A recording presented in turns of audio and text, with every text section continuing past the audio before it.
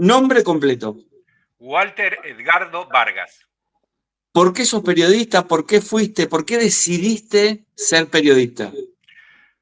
Porque la vida me llevó, pensá vos en un muchacho de 19 años que apenas había terminado la primaria, sin recursos económicos de sus padres, en el Villargüello profundo, con calles de tierra. Ya tenía la vocación desde los 10 años por ahí, que hacía mis comentarios rudimentarios de fútbol, de boxeo. Mi viejo me dijo, ¿qué vas a hacer, hijo? Porque tu papá toda la vida no va a poder mantenerte. Fue la pregunta del millón. Yo tenía 19 años y ahí lo pensé rápidamente y me di cuenta que si no intentaba venir a buscar laburo a Buenos Aires como periodista, también soñaba con ser escritor, pero eso parte de otra historia. Iba a terminar siendo peón de albañil o cartonero, porque, para decirlo de una vez, soy un inútil, un tipo que tiene su inteligencia abstracta, ponele, pero que no sabe cambiar una lamparita. Mi inteligencia práctica es -10, Toti. Soy un inútil en toda la línea. Y bueno, y mi carta, mi bala de plata era venir a Buenos Aires a buscar laburo como periodista. Pero Y en entrar en esa época ya tenías inquietud por la literatura, porque siempre dicen que para saber escribir hay que saber leer y hay que leer mucho. Sí, absolutamente. Digamos, yo leía lo que me venía, lo que llegaba a mi casa. En general, leía D'Artagnan, el Tony, Nippur de Lagache, novela de aventuras, pero tenía un hermano, el mayor, que se fue al otro lado de las cosas en 2022, que terminó siendo como mi segundo padre, porque mi viejo murió en 1998. Él iba a un depósito de metales y papeles y traía revistas para vender en el barrio. Y así como traía revistas que yo leía, traía a veces algunos libros. Y yo leía cualquier libro que me llegara, lo leía. Recuerdo que el primer libro que leí me lo regaló la que era la pareja de uno de mis hermanos, que ya murió también, Graciela, se lo agradeceré para siempre, que era El hijo maldito de Honoré de Balzac, que para mí era, no imaginaba que se podía escribir así de lindo. Y después leí el primer libro que se escribió sobre los sobrevivientes de los Andes de los rugby uruguayos. Y a partir de ahí leí todo lo que llegaba a mis manos. En mi casa no había libros, Toti. Era una casa con una pieza de material en la que dormíamos todos los hermanos hasta que se fueron casando, qué sé yo, y un baño afuera que era como una especie de letrina. Después ya, un poco antes que yo me viniera, agregaron de madera también dos ambientes más, pero yo ya estaba a punto de venirme a Buenos Aires. Me crié en condiciones muy precarias, así que a los ponchazos. Y así me vine a Buenos Aires a pedir laburo a una revista de boxeo en 1978. Telequino, desde Buenos Aires para todo el país. Seguí ganando autos, casas, viajes, motos, camionetas y millones de pesos. Y si esta semana te toca a vos, Telequino, telequino, telequino. ¿El boxeo, siempre te gustó el fútbol y te gustó el boxeo o el boxeo fue una posibilidad para empezar a trabajar? No, me gustaban las dos cosas. Lo que pasa es que el fútbol vino primero. Yo antes de Sí. decir mamá o papá decía vamos pincha, porque mi viejo hincha de Estudiantes, yo me hice del pincha cuando el pincha peleaba el descenso, que conste esto. Pero en septiembre de 65 pasa algo que cambia mi vida en este sentido. Yo tenía 7 años recién cumplidos y se hace la pelea que más gente congregó en el Luna Park. Gregorio Peralta, Oscar Bonavena. Peralta era campeón, era peronista, amigo de Perón, y mi viejo lo adoraba por eso. Y había venido a Estados Unidos un retacón que hablaba, decía, este negro lo mato, que provocador, que era Oscar Bonavena. El tema es que la pelea la ganó Bonavena, y yo lloré cuando perdió Goyo Peralta. Pero detrás de esas lágrimas vino mi admiración por el boxeo. A partir de ahí, todos los sábados escuchaba las veladas, y si existía Entre las Sogas, los miércoles, le pedí a algún vecino que me dejara ir a ver la pelea en blanco y negro. De manera que cuando yo llego a esa revista de boxeo llamada Cuadrilátero, que tenía también una radio, que era una agencia de publicidad, a ver a un señor que ahora tiene 79 años, Hernán Santos Nicolini, que había relatado Monzón Benvenuti, yo sabía mucho de boxeo. De hecho, cuando yo me vengo a las 10 de la mañana de un martes, me trajo un amigo que laburaba en la helandería de Berisso, que ya no existe más, y él murió muy joven después, Quito Constantino. Me dejó la esquina de Córdoba Callao, se me venían encima los edificios, había un portero en Córdoba 1844, todo vestido de azul. ¿Qué querés, gurí?, me dijo, uruguayísimo, Francisco. Y le dije, yo vengo de Berisso a buscar laburo como periodista de boxeo. Y me miró con los ojos grandes como diciendo, ¿quién es este marcianito? Y le digo, la redacción está en el cuarto A, ¿no?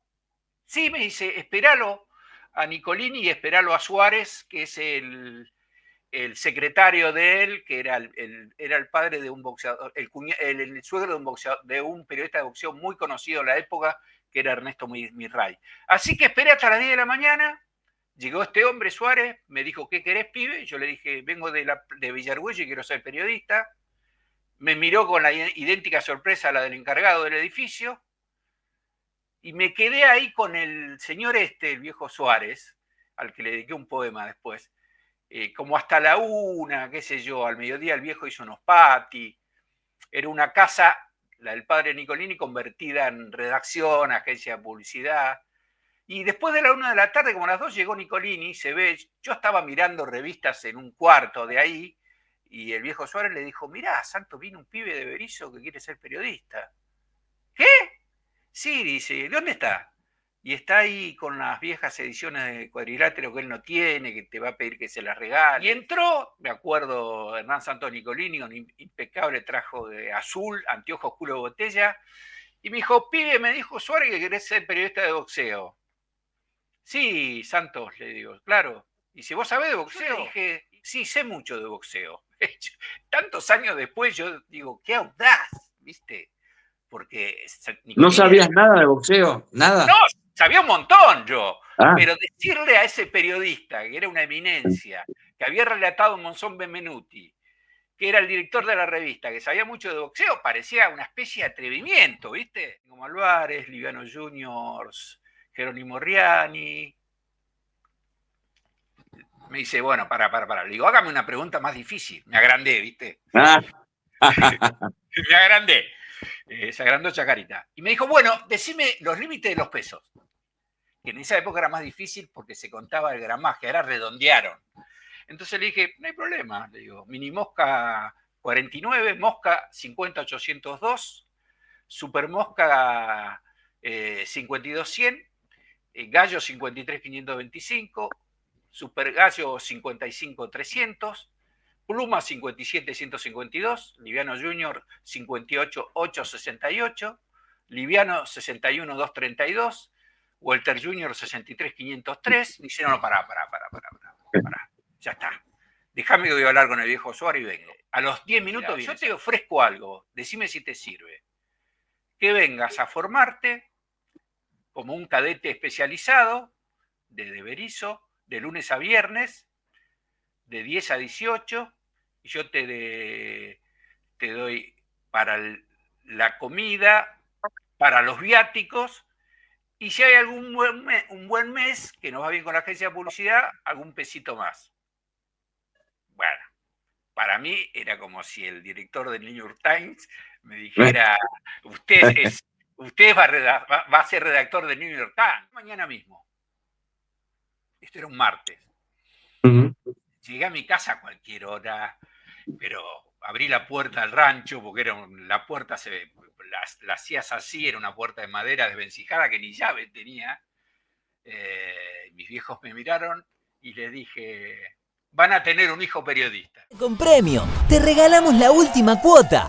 Así como lo escuchás, sacás tu préstamo rápido y disfrutá, porque a la última cuota no la pagás. Además, es 0% requisitos. Contactanos ahora por WhatsApp al 221-600-7274 o visitanos en cualquiera de nuestras sucursales. Nosotros sí te lo damos. Rapicuotas, el préstamo más rápido del mundo. Ven y firma si te vas. Sujeto a aprobación Y así empecé mi carrera. Después fue todo tan vertiginoso, tan rápido. Ahora yo digo, no tengo un lugar donde escribir, voy a cumplir 67, pero a veces pierdo la referencia. El otro día hablaba con Alejandro Cosia, que lo debés conocer. Sí, un crack. Un crack y un tipazo, que es del 58 como yo. Me dice, Walter, vos sabés que yo te admiro mucho, ¿no? Digo, negro, ¿por qué me admirás?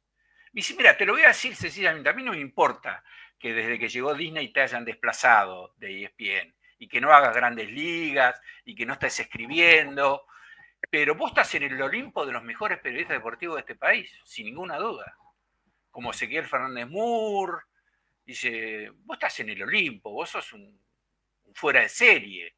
Digo, ¿Y negro, por qué crees que pasa eso? ¿Por qué crees que esos grandes periodistas, o la mayoría, o muchos de ellos, no tienen lugar en los medios? y yo podría decirte por qué en mi caso, pero no en el caso de los otros. Bueno, Ezequiel Fernández Moore te podría decir, porque Ezequiel nunca se casó con nadie, siempre tuvo perfil bajo y tiene una mirada muy severa hacia los tejemanejes de la multinacional del deporte.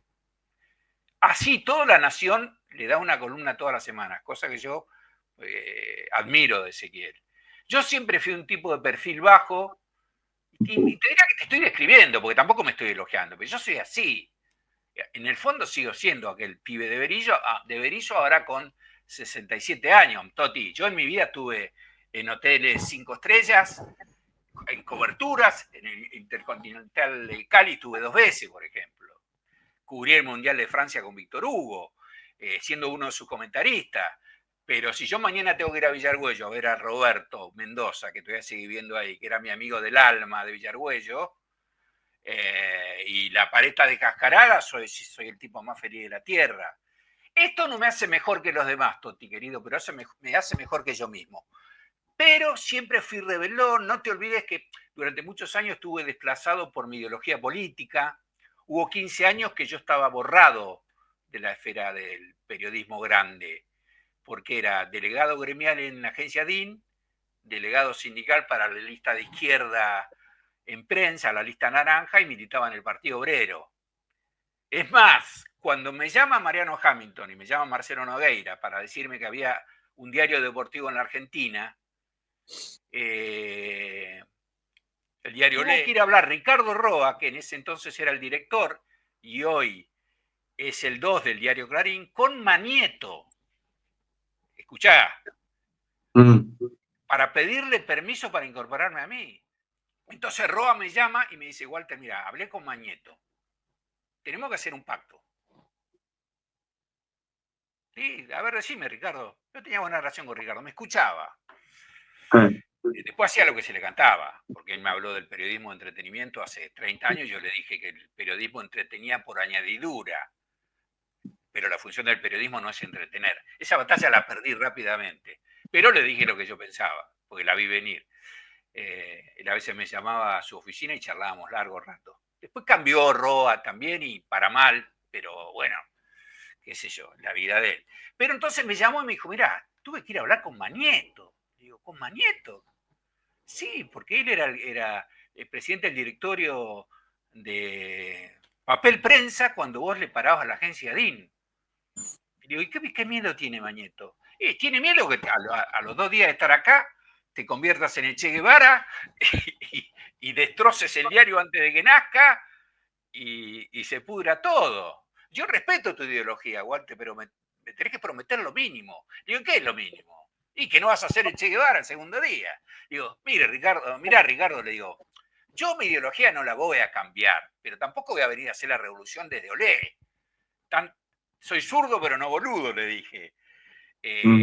Lo que te pido es que no me hagan decir cosas que yo no quiero decir, porque una persona, un periodista íntegro, no elige sus patrones. Esto me lo enseñó Ezequiel Fernández Moore.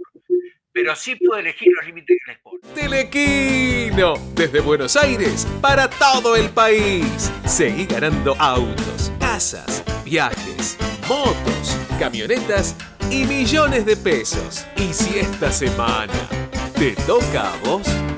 Telequino, telequino, telequino.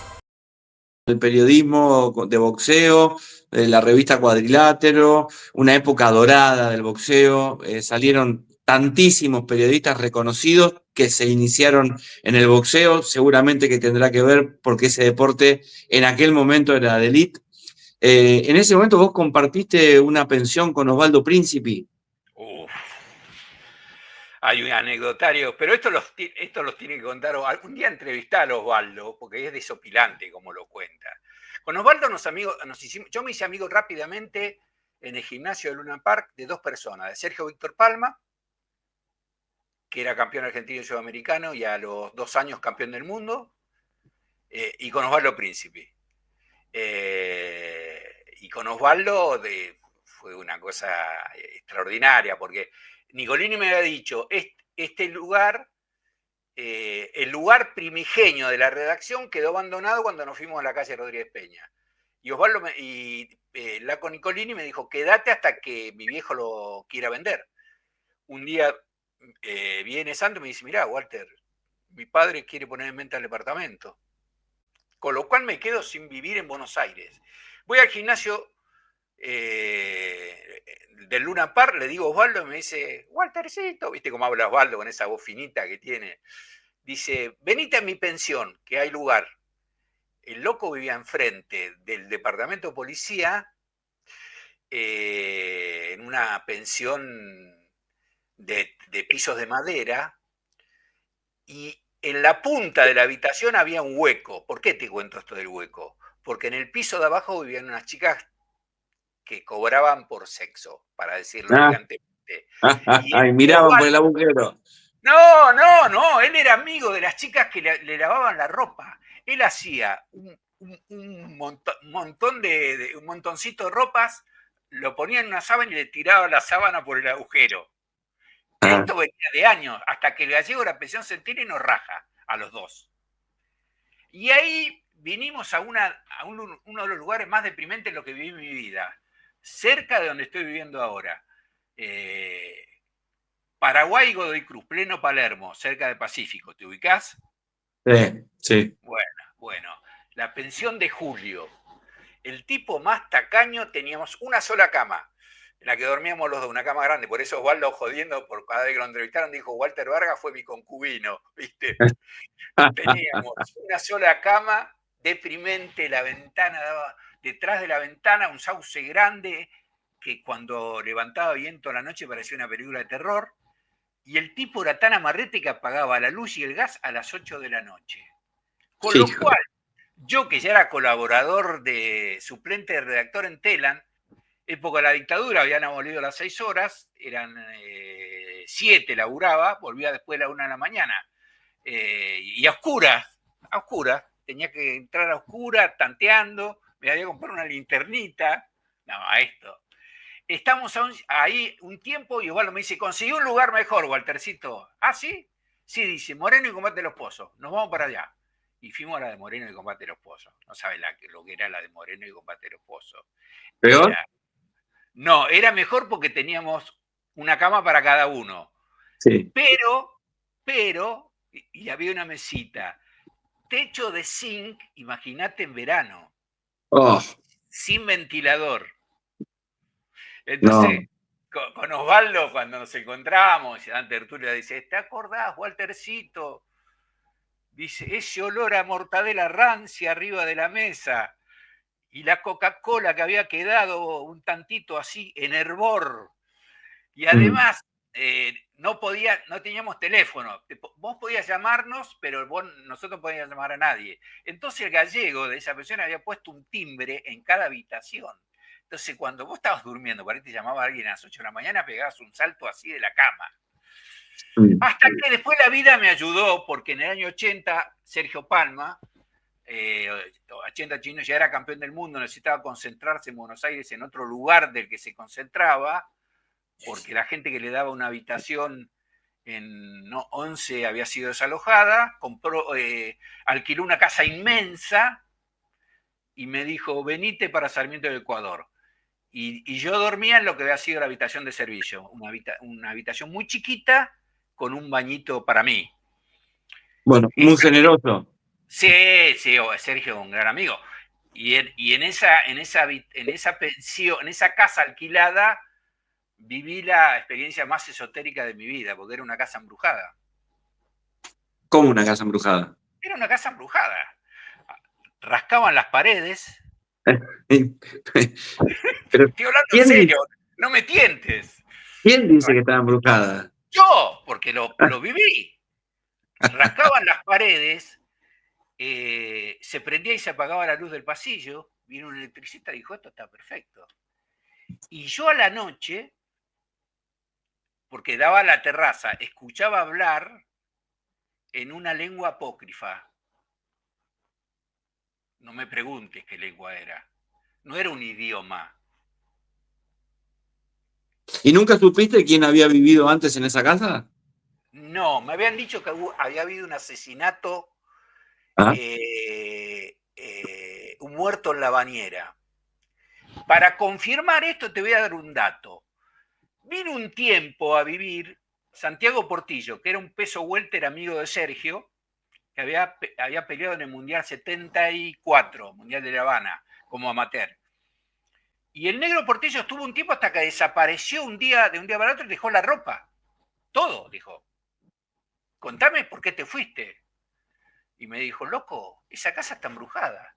Me dice, yo si me tengo que pelear con 10 me peleo. Era un tipo que pegaba como una bestia, pesaba 72 kilos. Dice, yo si me tengo que pelear con 10 me peleo, pero no me puedo pelear con lo que no veo. Digo, ¿qué pasó? Dice, rascan las paredes en Ecuador. En Sarmiento, porque era Sarmiento de Ecuador. Sarmiento 30, 50, una cosa así. Digo, sí, ya lo sé eso. Le digo, además se prenden y apagan las luces. Y hay gente que habla en la terraza. Sí, me dice, pero lo mío fue mucho peor. Digo, ¿qué pasó? Todos los días rascaban las paredes. Yo me entré a asustar, escuchaba pasos en las escaleras y no había nadie.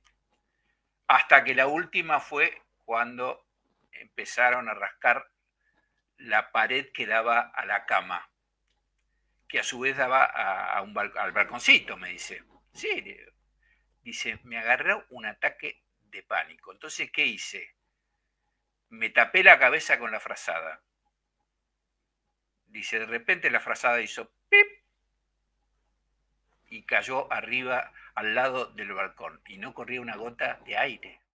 Escribiste un montón de libros. ¿Cuál fue el que más gratificación te dio, el que más mejor recuerdo tenés?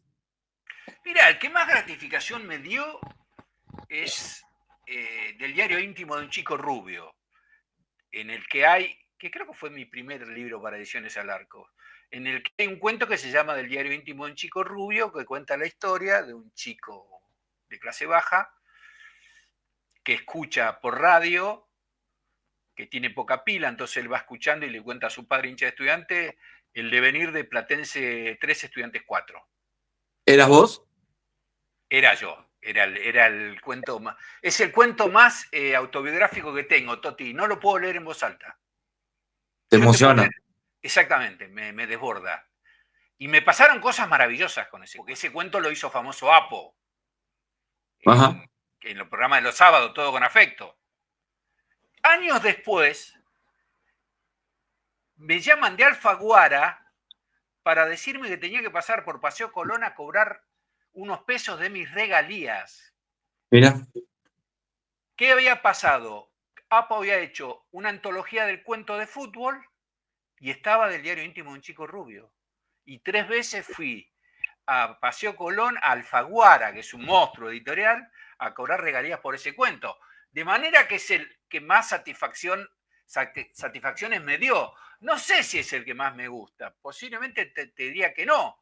A mí me gusta más El túnel del centenario, por ejemplo, donde cuento mi relación con Monzón y con otra cantidad de personajes del mundo del deporte. Pero a ese cuento, que lo quiero mucho, que tiene una doble historia que pocos pescaron, es un cuento triste si se quiere, me dio satisfacciones muy, muy grandes. Nunca pensé que iba a tener esa resonancia. Rapicuotas. En Rapicuotas, pedir un préstamo viene con premio. Te regalamos la última cuota. Así como lo escuchás, sacás tu préstamo rápido y disfrutá, porque a la última cuota no la pagás. Además, es 0% requisitos. Contactanos ahora por WhatsApp al 221-600-7274 o visitanos en cualquiera de nuestras sucursales. Nosotros sí te lo damos. Rapicuotas, el préstamo más rápido del mundo. Ven y firma si te vas. Sujeto a ¿Cómo aprobación fue clínica. trabajar con Víctor Hugo Morales? Para mí fue una experiencia extraordinaria, excepcional. 4 años trabajé con él, del 97 al 2001. A comienzo del 97 se va el Tano Fassini, de Radio Continental. Y a él le falta un columnista, comentarista, alguien con una voz así que con presencia, conceptual. Entonces dice, hay que pensar a quién podemos traer. Y un día, esto me lo contó Apo,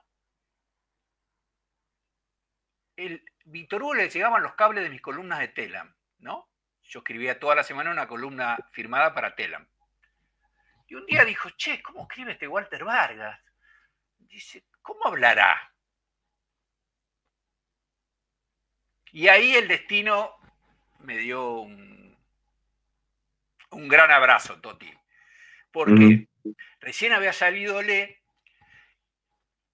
y de la producción de Mauro Viale piden que vaya un periodista de Olé a hablar de un Boca River del Monumental que había terminado 3-3. Me acuerdo cómo se Pero ¿qué pasó? Ese programa lo ve José Pedro Morales, uno de los productores de Víctor Hugo, que es el hermano. Entonces va el otro día y dice, che, nene, pues le dicen nene en los amigos, los hermanos, che, nene, dice, ayer lo escuché a Walter Vargas en el programa de Viale, ¿eh? Dice, ¿y? Dice, mira, tiene una voz media grave, te diría que tiene una voz casi de locutor y habla muy bien, habla tan bien como escribe. ¿Quién lo conoce personalmente? Yo, dice Apo. Bueno, andá a hacerle una oferta, lo quiero acá. Ofrecele lo mismo que está ganando Nolé, con renovación de contrato por la guita que él pida dentro de un año, después que volvemos del Mundial de Francia. Y decirle que va a ser uno de mis comentaristas en el Mundial de Francia. Y que va a ser una columna de apertura del programa, competencia. Me siento con Apo a la vuelta de la radio y me dice, nene, como habla Apo, dice, el nene está enloquecido con vos, tenés que venirte. Y bueno, hablé con Roa y le dije, Ricardo, tengo una oferta. Le digo, voy a laburar para el mejor relator de habla hispana de la historia. Me dice, bueno, pero yo no quiero que te vayas del diario. Le digo, ¿puedo seguir escribiendo columnas? Dice, bueno, habla con Mariano. Mariano Hamilton era el director de Olé. Le digo, Mariano, me voy a Continental, pero sí quiero seguir escribiendo columnas para Olé. Ricardo, ¿quieres? Sí, por supuesto, Walde, vos sos un lujo para nosotros. Y hay una amistad, además, sí. Y así que cubrí el Mundial para Continental. Y vos andabas por los pasillos y te cruzabas con Pelé, con Craig, era una locura. Y los grandes medios tenían estudio propio. Y nosotros teníamos un estudio propio. Vivíamos medio a contramano. Pero bueno, Víctor Hugo cuando me presentó con bombos y platillos. Y durante no sé cuánto tiempo, a los 10 minutos que empezaba el programa, decía, esta es la columna de Walter Vargas. Y yo tenía que improvisar, porque no tenía mucha experiencia en radio, con esa mole de cemento al lado mío, porque encima es grandote el hombre, esa voz impresionante. Y bueno, fueron 4 años maravillosos. En esa época, competencia era el Real Madrid. Víctor Hugo, Román Yuch, el Chavo Fuchs, Alejandro Apo, Reinaldo Martínez, Hugo Lencina, Néstor Cribati desde Santa Fe, Marcelo Vivo con el automovilismo, Carlos Hilardo con el ajedrez, Lencina mismo con el básquet, Salatino con el tenis. Mirá, para el Mundial 98, Continental era tan escuchada en su versión de deportes, de competencia, la cobertura de los partidos, que tuvieron que cerrar la carpeta de publicidad. pues ya no daban abasto. Ahí toqué el cielo con las manos, digamos, ya. Yo creo que llegué. Es más, una vez me negué a ir a unos Juegos Olímpicos, otra vez me negué y nunca tuve la oportunidad de volver, creo porque estaba embarazada la madre de mi hija, a ir a Las Vegas a hacer un Tyson. Y visto a la distancia parece que cometí una boludez. Y la verdad que no le di tanta importancia como esos años en Continental y comentar un mundial por radio con el mejor relator de habla hispana. Cuando Víctor Hugo me presentaba, yo me preguntaba qué hacía ahí en realidad, ¿no? Porque yo siempre dialogué con aquel pibe de Berisso, Totti. Yo me acuerdo que en el 92 paré toda mi vida, mucho antes, y en el mismo bolsito que iba a jugar un campeonato de periodistas los sábados a la mañana, puse 2 calzones, 2 remeras, un buzo, qué sé yo, y me fui a recorrer solo Europa 4 meses, con un abono de tren. Y anduve recorriendo 4 meses Europa, llegué a Europa del Este, a Praga, que me fascina, solo viajando por toda Europa. Y me acuerdo que yo soñaba con conocer el Guernica, ¿viste el cuadro de Picasso? No sé si estaba en el Louvre o en el Museo del Prado. Me paré frente al Guernica así, cruzado de brazos, solo estaba, y me dije, ¿qué haces acá, Vargas? Creo que en ese momento le hablé al pibe de Berisso. ¿Qué haces en París, en el Louvre, frente al Picasso? Si tuvieras que... ¿Trabajaste en diario, en radio, en televisión, en agencia de noticias? ¿Se puede elegir una? Es difícil decírtelo porque lo más cómodo y lo más sencillo es la televisión. La televisión haciendo cámara nunca me gustó, siempre me sentí incómodo. La cosita de cuando fui panelista de Hablemos de Fútbol, o cuando hacíamos las transmisiones con Osvaldo desde el interior de boxeo, que el maquillaje, que la afeitada, que la corbata, que el nudo de la corbata, eso me molesta mucho. Yo soy un tipo de la escritura. Mi estado ideal, si vos querés, en periodismo fue cuando era editorialista de Olé, que lo único que hacía prácticamente eran los editoriales, los francotiradores. Creo que me quedo con eso. Yo soy un tipo de la escritura. Tal vez porque lo miro ahora que estoy muy cansado. Hace poco me llamó el Panza la Daga para ofrecerme laburar en una tira de Del Plata de 10 a 12 de la noche y comentar algunos partidos, y le dije que no, porque estoy cansado, no quiero todas las noches de mi vida estar en un estudio de radio. La radio me gusta mucho, pero depende en qué condiciones. Cuánto tiempo tengo que laburar, cuánto me pagan.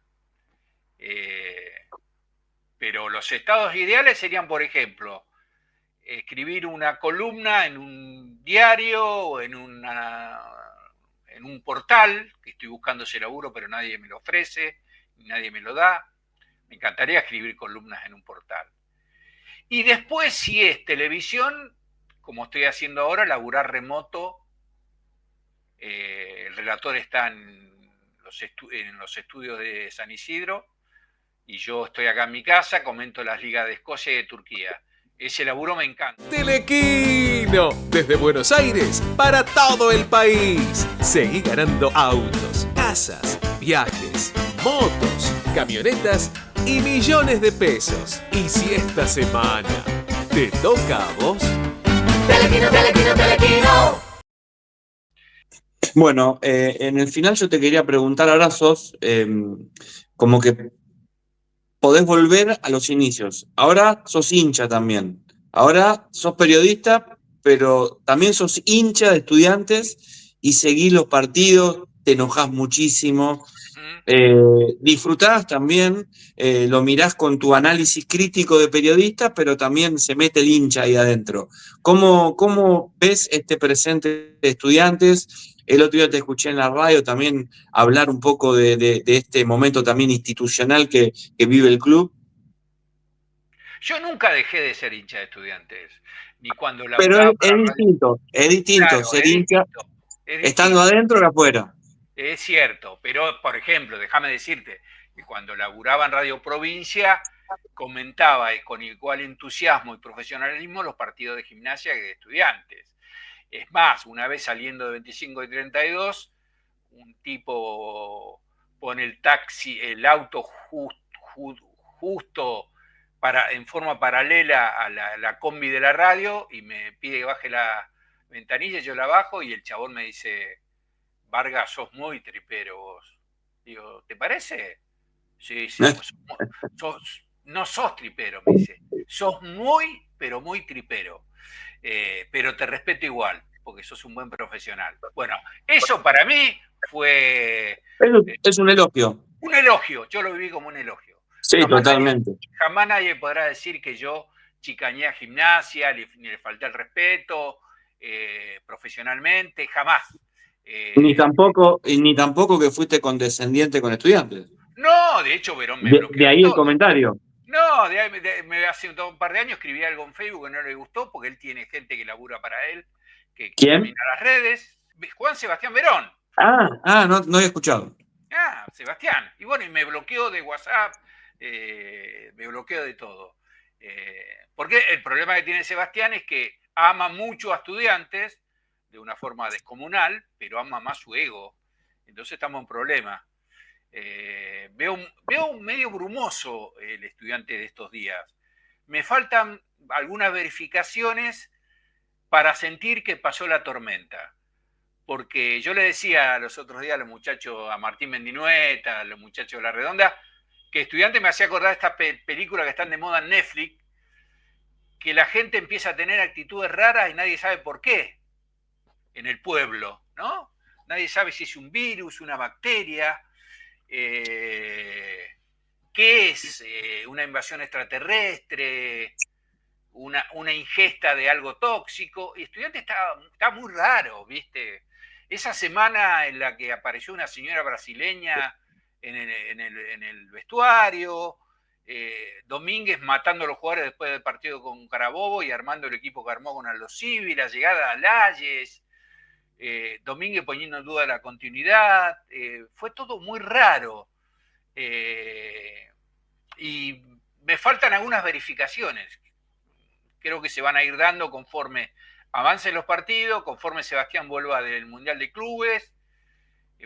Me gustaría ser Mosquito para ver qué relación tiene a Layes con Angeleri y a Layes con Domínguez, por ejemplo. ¿Te gusta Domínguez?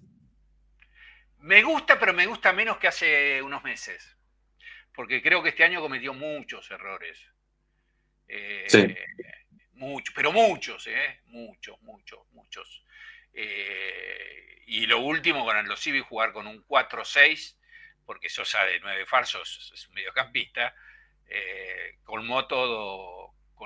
Me enojó mucho, hasta dije, en algún momento me dije, creo que le dio todo a Estudiantes, se podría ir con toda la gloria. Es un buen entrenador, pero algo pasó con él también. Yo no sé qué pasó con él. Empezó a declarar desde un lugar de soberbia en las conferencias de prensa, a la que vos vas, sabés que no estoy mintiendo, con mucha más tendencia al enojo y a la crispación, y cometiendo muchos errores en lo que era su fuerte, el estratega, el que le dio un estilo al equipo. ¿Cuánto hace que Estudiante no juega un partido bien? Pero lo que se dice bien. Cuando juega tan mal, cuando va perdiendo una impronta, un estilo, cuando el entrenador se equivoca tanto y cambia tanto y el inamovible de hoy es el que va al banco mañana y ya no sabes a qué juega. Yo hace mucho que no sé a qué juega Estudiante, Toti. De manera que como pincha hasta la médula, estoy preocupado por Estudiante, estoy preocupado. Me agradó mucho la llegada de Muslera, ídolo, inamovible, ídolo, líder, cerró el arco, hicieron muy pocos goles, y en el último minuto del partido final, entre la hinchada y los compañeros pidieron que patee el penal porque sabían que se iba. Y se fue ovacionado. Muslera venga a los 39 años para jugar un par de años en Estudiantes. A ver, vamos a hacer la corta. El partido del 12 de agosto contra Cerro Porteño en Asunción lo espero con mucha más tranquilidad que hace un mes. ¿Se entiende? Sí. Dicho esto, también se necesita un defensor de jerarquía. Un central. Un central que acompaña a Núñez. Núñez tiene que recuperar. Yo creo que hay que tener un organizador del juego, que Estudiantes no lo tiene. Palacios para mí es un jugador que no entiende el juego, es un jugador de potrero para bien y para mal. No tiene. ¿Le tenés fe a Farías que se recupere? Sí, pero le tengo más fe a Cornejo si le da minutos al pibe de la reserva. Que vos tuviste la desgracia de verlo con Central y ese día no la tocó. Pero es un pibe de enormes condiciones. Es lo contrario de Palacio. Es un 10 que no tiene 1 contra 1, pero toca y desmarca, toca y desmarca, toca y desmarca. Y se agarra tiene la pelota. Tiene varios chicos esa reserva. Pierani, lo tiene a Mondarain, Alfaraz. A Magdaleno tiene 18 años. Basualdo tiene 18 años. Cuando agarra Johnny Junge, con el que tengo muy buena relación, le digo, Johnny, ojo que el 10 de la séptima es crack, y lo subió de séptima a reserva, que es Basualdo. Pero hay muy buenos jugadores en esa reserva de Estudiantes. No se termina en Tobio Burgos, ¿viste? Pero pensando en el libro de pases, ¿qué reforzaría? Yo traía otro delantero de más o menos de nivel. Estudiantes no puede depender de un delantero. De Carrillo. No, claro, de 34 años que se lesiona 3 veces por año y además no es goleador, Guido. Guido hizo goles muy importantes para Estudiantes, tal vez compensando aquel penal mal pateado contra River en la época de Pellegrino, que nos costó un título. Estudiantes no tiene un segundo delantero muy confiable, porque Tobio Burgos dice que es mediocampista. Para mí, Tobio Burgos es un extremo izquierdo, qué sé yo, es raro. Ahora en la reserva apareció un pibe Gandulia que te invito a que lo mires, porque es un 7 diagonalero. ¿Cuánto hace que Estudiantes nos saca un jugador por afuera? Hace mucho. Pero creo que hay que traer un delantero hecho que pueda acompañarlo a Carrillo. Sí, ¿estás en contra del desembarco de aportes externos de las sociedades anónimas no estoy en contra. ¿O son dos cosas distintas? Claro, digamos, yo soy zurdo pero no boludo. A ver, vivimos en el capitalismo, el fútbol es súper profesional. Si podés hacer una buena negociación que no te deje bola y sin documento con alguien que aporte unos mangos, bienvenido. Ahora, convertir a Estudiantes en una sociedad anónima deportiva encubierta, en la cual engrupís a la gente con el 51-49 y haces un contrato por 30 años y todos los pibes que se vendan se los lleva el gringo que pone la guita, no, me opongo totalmente. Un delirio. Bueno, Walter. Creo que Sebastián, que los momentos más peligrosos del día son cómo se levanta Sebastián. Habría que poner una cámara en la casa de Sebastián y ver cómo se levanta, cómo desayuna y qué ideas tiene. Sebastián, que por otro lado en otras cosas ha hecho una buena gestión, digamos, haber terminado ese maravilloso estadio, no importa si lo ayudaron, lo asesoraron bien o qué sé yo, es un valor. Estudiantes tiene las cuentas ahora enquilombadas, pero hasta hace poco no las tenía enquilombadas. Además es un club que tiene 1 millón de actividades, tiene el tema educacional, que le da mucha bola Sebastián, y parece que eso también está muy bien. Pero no nos olvidemos que es un club de fútbol. Y los hinchas estamos muy atentos, digamos, a qué hacemos con el fútbol. No es poca cosa. ¿Popular o platea? Popular. ¿De qué jugabas cuando eras joven? Delantero de gol. ¿Rústico o lírico? Ninguna de las dos cosas. Fútbol con 2 arcos. ¿Bilardo o Menotti? Bilardo, pero antes que Bilardo sube el día. ¿Messi o Maradona? Maradona. Y amo a Messi. ¿El mejor equipo que viste? Brasil del 70. ¿Ganar por goleada o en el último minuto? Tiene más valor emocional ganar en el último minuto, pero si ganas por goleada tampoco está mal. Otro deporte, me vas a decir el boxeo, entonces te digo otro deporte que no sea ni el fútbol ni el boxeo. El básquet, amé el básquet porque amaba a Ginóbili, que es el deportista argentino que más admiré en mi vida. Así que podría ser el básquet el tercer deporte. 5 deportistas para comer un asado en tu casa este sábado de la noche. Mohamed Ali. Mohamed Ali para discutir un poquito. Manu Ginóbili tiene que estar sí o sí. LeBron James tiene que estar sí o sí. Guillermo Vilas tiene que estar sí o sí. Y el Diego. Bueno, invítame. Bueno, estás invitado. Y con Segunda- larga sorpresa. Segunda parte. ¿Pollajería o pollería? ¿Cómo le decís? Pollajería, no me gusta mucho el pollo, pero yo sé La Plata, pollajería full. Aguante la pollajería. ¿Sushi o asado? Asado, ¿Mate o café? mate, ¿Ensalada o papas fritas? papa frita, ¿Vino, cerveza o champán? vino, tinto, ¿Qué red social usás? Facebook, ¿Bondi, micro o colectivo? ¿Cómo le decís? micro, para mí es micro. ¿Ananá en la pizza? ¿Ananá en la pizza, sí o no? No, ananá en la pizza no. La pizza tengo un problema, que no me gusta el queso. Me gusta la de cancha, mirá si seré futbolero. ¿Serie o película? Depende del estado de ánimo. Ahora, por ejemplo, estoy mirando una serie escocesa extraordinaria. Pero depende, las dos cosas. Si tengo que elegir, me quedo con película, una buena película. ¿Sabés cambiar la mochila del baño a una toma eléctrica? No, eso es chino. No, ¿La mejor ciudad en el mundo para vivir? la mejor ciudad del mundo para vivir. Yo amo Buenos Aires, pero si no, tal vez viviría en Londres, por ejemplo. Es una ciudad que amo. ¿Ser invisible o volar?